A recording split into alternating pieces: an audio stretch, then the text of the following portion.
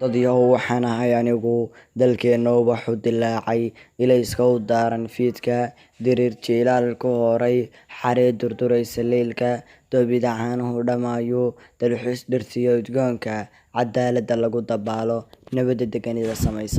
Waxaan doonayaa halkuu qeyrkeygu degay inaan ka dulboodo oo haddana ka durduriyo in lay daymoodo iyo daawasho mooye marnaba daaday iga daba imaan misena igu daashooy inaan diracahay qeyra. Waxaan doonayaa wadaad cilmi daadiyo nin diin leh inaan noqdo imaamkii lagu daydee wuxuu daayinkeena faray inuu qeexi daahirkii inaanu daliiliyo dembiga ka ilaaliyo jannada ku duwaan rabaa.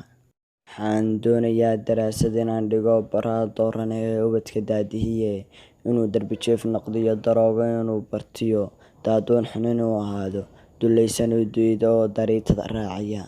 Waxaan doonayaa digtoorna inaan noqdo dadkayga dabiibo oo hooyada daryeelo shacabka diifaysan ee bugtada la daala dhaca ayaan ku dadaalayaa siduu daayinkan raxmaan isagu ku daweyn lahaa. Waxaan doonayaa dablaha ciidanka ee difaaca dalkiisa iyo inaan noqdo darajo side midkii weligii digtoon midkii dooflaaladiyo intaa dibad meeraysee dalkeena sirtiisa raba inaan dooxaan jecla.